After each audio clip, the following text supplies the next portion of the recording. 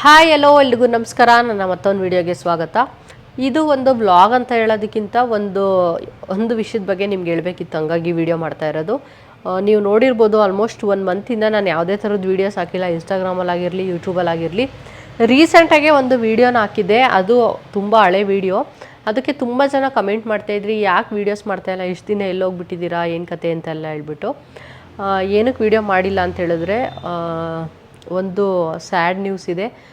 ಏನಪ್ಪ ಅಂತ ಹೇಳಿದ್ರೆ, ರೀಸೆಂಟಾಗೆ ನಮ್ಮ ತಂದೆ ತೀರ್ಕೊಂಡ್ರು. ಅದೇ ಬೇಜಾರಲ್ಲಿದ್ವಿ. ಸೊ ಹಂಗಾಗಿ ಒಂಥರ ಏನು ಮಾಡೋಕ್ಕೂ ಮನಸ್ಸಿರಲಿಲ್ಲ. ತುಂಬಾ ಮೈಂಡ್ ಡಿಸ್ಟರ್ಬ್ ಆಗಿತ್ತು. ಸೊ ಯಾವುದೇ ವೀಡಿಯೋಸ್ನ ನಾನು ಶೂಟ್ ಮಾಡೋಕ್ಕೋಗಿಲ್ಲ. ಮತ್ತು ಹಳೇದೇ 1-2 ವೀಡಿಯೋಸ್ ಇತ್ತು, ಅದನ್ನು ಕೂಡ ಹಾಕೋಕ್ಕೋಗಿಲ್ಲ. ತುಂಬಾ ಒಂಥರ ಮೈಂಡ್ ಡಿಸ್ಟರ್ಬ್ ಆಗಿಬಿಟ್ಟಿತ್ತು. ತುಂಬಾ ಬೇಜಾರಾಗಿತ್ತು. ಯಾಕಂತ ಹೇಳಿದ್ರೆ, ನಾನು ನನ್ನ ಲೈಫಲ್ಲಿ ಫಸ್ಟ್ ಟೈಮ್ ಒಂದು ಸಾವನ್ನ ಅಷ್ಟು ಹತ್ರದಿಂದ ನೋಡಿದ್ದು.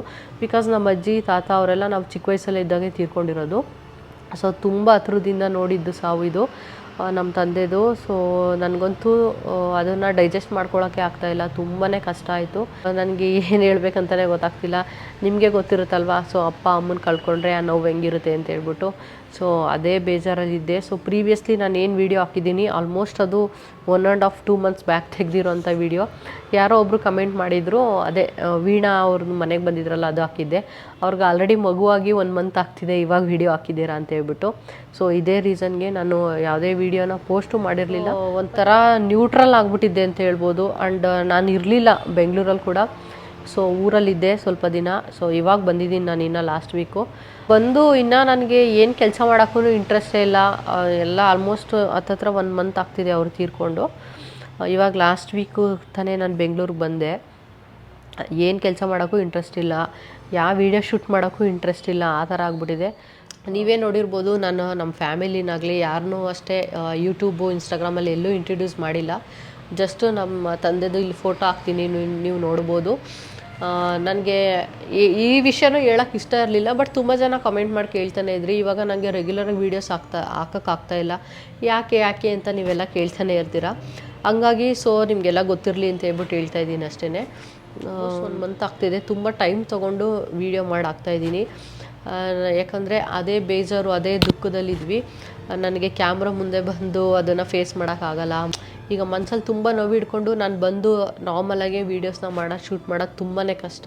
ಫಸ್ಟು ನಮ್ಮ ಮನಸ್ಸು ಮತ್ತು ಎಲ್ಲ ಕರೆಕ್ಟಾಗಿರಬೇಕಲ್ಲ. ಹಂಗಾಗಿ ನಾನು ಯಾವುದೇ ವೀಡಿಯೋನ ಶೂಟ್ ಮಾಡೋಕ್ಕೆ ಹೋಗಿಲ್ಲ. ಸ್ವಲ್ಪ ನನಗೂ ಸಮಾಧಾನ ಆದಮೇಲೆ ವೀಡಿಯೋ ಸ್ಟಾರ್ಟ್ ಮಾಡೋಣ ಅಂತ ಹೇಳ್ಬಿಟ್ಟು ನಾನು ವೀಡಿಯೋಸ್ ಎಲ್ಲ ಶೂಟ್ ಮಾಡಿಲ್ಲ. ನಮ್ಮದು ಏನೇನಿತ್ತು ರೊಟೀನ್ ಎಲ್ಲ ಚೇಂಜ್ ಆಗಿದೆ. ಸೊ ನನಗೆ ಯಾಕೋ ಆಲ್ಮೋಸ್ಟ್ 1 ವಾರದಿಂದ ಸಿಕ್ಕಾಪಟ್ಟೆ ಹುಷಾರಿಲ್ಲ. ಅಂದರೆ ತುಂಬ ಕೋಲ್ಡು, ಒಂಥರ ಮೈಗ್ರೇನ್ ಥರ ತುಂಬಾ ತಲೆನೋವು ಬರ್ತಾಯಿದೆ. ಅದಕ್ಕೆ ಸುಮ್ಮನೆ ರೆಸ್ಟ್ ಮಾಡ್ತಾಯಿದ್ದೀನಿ ಅಷ್ಟೇ, ಏನು ಕೆಲಸನೂ ಮಾಡ್ತಾಯಿಲ್ಲ. ಏನೋ ಒಂಥರ ಫೀಲಿಂಗು, ನನಗೆ ಹೇಳೋಕ್ಕಾಗ್ತಿಲ್ಲ ಏನು ಅಂತ. ಸೊ ಮತ್ತು ಹೆಂಗಾಯಿತು ಇದೆಲ್ಲ ಏನು ಕತೆ ಅಂತ ಹೇಳಿದ್ರೆ, ತುಂಬಾ ಚೆನ್ನಾಗಿದ್ರು, ತುಂಬಾ ಹೆಲ್ದಿಯಾಗಿದ್ದರು, ಏನೂ ಪ್ರಾಬ್ಲಮ್ ಇರಲಿಲ್ಲ. ಬಟ್ ಅದೇ ಹೇಳ್ತಾರಲ್ಲ, ಮನುಷ್ಯಂಗೆ ಇವಾಗಿದ್ದವ್ರು ಇವಾಗಿರಲ್ಲ ಅಂತ. ಸೊ ಆ ಥರ ಸಿಚುವೇಶನ್ ಆಯಿತು ಅಂತ ಹೇಳ್ಬೋದು. ತುಂಬಾ ಚೆನ್ನಾಗಿದ್ದರು. ಅವರೇ ಹೋಗಿ ಚಿಕನ್ನು ಎಲ್ಲ ತೊಗೊಂಡು ಬಂದು ಬಿರಿಯಾನಿ ಮಾಡು ಅಂತ ಮನೆಗೆಲ್ಲ ಕೊಟ್ಟು ಸ್ವಲ್ಪ ಹೊತ್ತು ರೆಸ್ಟ್ ತೊಗೊತೀನಿ ಅಂತ ಮಲ್ಕೊಂಡಿದ್ದಾರೆ. ಮಲ್ಕೊಂಡು ಬಿರಿಯಾನಿ ಎಲ್ಲ ಆದಮೇಲೆ ಎಬ್ಸಕ್ಕೆ ಹೋದಾಗ ಎದ್ದೇಳೋಕ್ಕಾಗ್ತಿಲ್ಲ ಅಂತ ಹೇಳಿದ್ರಂತೆ. ಅಂದರೆ ಎತ್ತಕ್ಕೆ ಹೋದಾಗ್ಲೇ ಗೊತ್ತಾಗಿದೆ, ಒಂಥರ ಒಂದು ಸೈಡ್ ಫುಲ್ ಸ್ವಾಧೀನ ಇಲ್ಲದೆ ಇರೋ ಥರ ಆಗಿತ್ತು. ಪ್ಯಾರಾಲಿಸಿಸ್ ಆಗಿದೆ ಅಂಥೇಳಿ. ಆಮೇಲೆ ಡಾಕ್ಟರ್ ಹತ್ರ ಕರ್ಕೊಂಡೋಗಿ ಅವರಿಂದ ಇಂಜೆಕ್ಷನ್ ಕೊಟ್ಟು ಸರಿ ಬೆಂಗಳೂರಿಗೆ ಕರ್ಕೊಂಡೋಗಿ ಇದು ಆಗಲ್ಲ ಅಂತ ಹೇಳ್ಬಿಟ್ಟು ಕಳಿಸಿದ್ರಂತೆ. ಅದೇ ಬ್ರೈನ್ ಸ್ಟ್ರೋಕ್ ಆಗಿದೆ. ಸೊ ನಿಮಗೆ ಗೊತ್ತಲ್ಲ, ಬ್ರೈನ್ ಸ್ಟ್ರೋಕ್ ಆದರೆ ಸ್ವಲ್ಪ ಕಷ್ಟನೇ. ಇವಾಗ ಹೆಂಗಂತ ಹೇಳಿದ್ರೆ, ಅವ್ರಿಗೆ ಆಲ್ರೆಡಿ ಏಜ್ ಬೇರೆ ಆಗಿದೆ, ಆಲ್ಮೋಸ್ಟ್ 70+ ಆಗಿದೆ, 72, 73 ಆ ಥರ. ಸೊ ಈ ಥರ ಏಜ್ ಆಗಿದ್ದಾಗ ಆಪ್ರೇಷನ್ ಮಾಡಿದ್ರು ಕೂಡ ನಾವು ಗ್ಯಾರಂಟಿ ಕೊಡೋಲ್ಲ. ಮತ್ತು ಡಾಕ್ಟ್ರ್ ಹೆಂಗೆ ಹೇಳ್ತಾರೆ ಅಂದರೆ, ನಾವು ಸಕ್ಸಸ್ ಆಗುತ್ತೆ ಆಗಲ್ಲ ಅಂತ ಹೇಳಲ್ಲ, ಯಾಕಂದರೆ ಏಜ್ ಆಗಿದೆ ಅಲ್ವಾ. ಸೊ ನಾವೇನೂ ಹೇಳೋಕ್ಕಾಗಲ್ಲ ಅನ್ನೋ ಥರ ಹೇಳಿದ್ರು. ಸೊ ಈ ಥರ ಎಲ್ಲ ಆಯಿತು. ಮಂಗಳವಾರ ಈ ಥರ ಆಯಿತು. ಫ್ರೈಡೇ ಅಷ್ಟರಲ್ಲಿ ಈಸ್ ನೋ ಮೋರ್. ಸೊ ತುಂಬಾ ಬೇಜಾರಾಯಿತು. ಆಲ್ ಆಫ್ ಸಡನ್ ಅವರು ಅಂದ್ಕೊಂಡಿರಲಿಲ್ಲ ಇಷ್ಟು ಬೇಗ ನನಗೆ ಈ ಥರ ಆಗುತ್ತೆ ಅಂತ. ನಾವು ಕೂಡ ಯಾರೂ ಎಕ್ಸ್ಪೆಕ್ಟ್ ಮಾಡಿರಲಿಲ್ಲ. ತುಂಬಾ ಹೆಲ್ದಿಯಾಗಿದ್ದರು. ಆಲ್ ಆಫ್ ಸಡನ್ ಏನೇನೋ ಆಗೋಯಿತು. ಸೊ ಈ ಥರ ಆಗಿ ಅವ್ರಿಗೆ ಈ ಥರ ತೀರ್ಕೊಂಡಿರೋದು.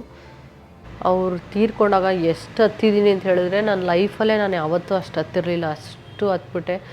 ಅವ್ರ ಬಗ್ಗೆ ಹೇಳ್ಬೇಕಂತ ಹೇಳಿದ್ರೆ ತುಂಬ ಇದೆ ಹೇಳೋದಕ್ಕೆ. ಬಟ್ ಗೊತ್ತಿಲ್ಲ ನನಗೆ, ಏನು ಹೇಳಬೇಕು ಅಂತಲೂ ಗೊತ್ತಾಗ್ತಿಲ್ಲ. ಬಟ್ ತುಂಬಾ ಸ್ಯಾಕ್ರಿಫೈಸ್ ಮಾಡಿದ್ದಾರೆ ಲೈಫಲ್ಲಿ, ಸಿಕ್ಕಾಪಟ್ಟೆ ಕಷ್ಟಪಟ್ಟಿದ್ದಾರೆ. ಸೊ ತುಂಬ ಕಷ್ಟಪಟ್ಟು ನಮ್ಮನ್ನೆಲ್ಲ ಸಾಕಿ ನಮಗೊಂದು ಒಳ್ಳೆ ಲೈಫ್ನ ಕೊಟ್ಟಿದ್ದಾರೆ. ಅದಕ್ಕೆ ನಾವು ಯಾವತ್ತೂ ಚಿರಋಣಿ. Very hard working human being ಅಂತ ಹೇಳ್ಬೋದು. ಸೊ ತುಂಬಾ ಕಷ್ಟಪಟ್ಟಿದ್ದಾರೆ ಲೈಫಲ್ಲಿ. ಕೆಲವ್ರು ಹೇಳ್ತಾಯಿದ್ರು, ಅಂದರೆ ಈ ಥರ ಹುಷಾರಿಲ್ದಂಗಾಗಿ 2-3 ಡೇಸಲ್ಲೇ ತೀರ್ಕೊಂಡ್ರಲ್ಲ. ಸೊ ತುಂಬ ಜನ ಹೇಳ್ತಾಯಿದ್ರು ಒಳ್ಳೆ ಸಾವು, ಯಾಕಂತ ಹೇಳಿದ್ರೆ ತುಂಬ ಮೂಲೆಯಲ್ಲಿ ಬಿದ್ದು ಕೊರಗಿ ಏನೋ ಆಗಿ ನರಕಪಟ್ಟು ಸಾಯೋದಕ್ಕಿಂತ ಈ ಥರ ಸತ್ತರೆ ಒಳ್ಳೆ ಸಾವು ಅಂತ ಊರಲ್ಲೆಲ್ಲ ಹೇಳ್ತಾಯಿದ್ರು.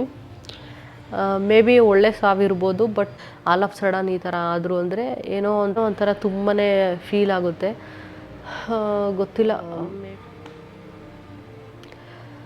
ನಮ್ಮಮ್ಮ ಓಕೆ ಇವಾಗ ಪರವಾಗಿಲ್ಲ, ಆರಾಮಾಗಿದ್ದಾರೆ. ನಿಮಗೆ ಹೇಳಬೇಕು ಅಂತ ಅನ್ನಿಸ್ತು, ಹಂಗಾಗಿ ಈ ವಿಷಯನ ಶೇರ್ ಮಾಡಿದ್ದೀನಿ. ನನಗೂ ಕೂಡ ಸ್ವಲ್ಪ ಹುಷಾರಿಲ್ಲ, ಸದ್ಯದಲ್ಲೇ ಕಮ್ಬ್ಯಾಕ್ ಮಾಡ್ತೀನಿ. ಸೊ ರೆಗ್ಯುಲರಾಗಿ ವೀಡಿಯೋಸ್ ಎಲ್ಲ ಹಾಕ್ತೀನಿ. ಅಲ್ಲಿವರೆಗೂ ದಯವಿಟ್ಟು ನನ್ನ ಚಾನಲ್ಗೆ ಸಬ್ಸ್ಕ್ರೈಬ್ ಮಾಡಿಕೊಂಡು ಸಪೋರ್ಟ್ ಮಾಡ್ತಾಯಿರಿ. ನಾನು ತುಂಬ ದಿನ ಬಿಟ್ಟು ವೀಡಿಯೋ ಹಾಕಿದ್ರು ಕೂಡ ಕೆಲವರು ನೋಡ್ತಾ ಇದ್ದೀರಾ, ತುಂಬಾ ಖುಷಿ ಆಗುತ್ತೆ. ಹೀಗೆ ಸಪೋರ್ಟ್ ಮಾಡ್ತಾಯಿರಿ. ಸೊ ನೆಕ್ಸ್ಟ್ ವ್ಲಾಗಲ್ಲಿ ಸಿಗ್ತೀನಿ. ಅಲ್ಲಿವರೆಗೂ ಟೇಕ್ ಕೇರ್, ಬಾಯ್.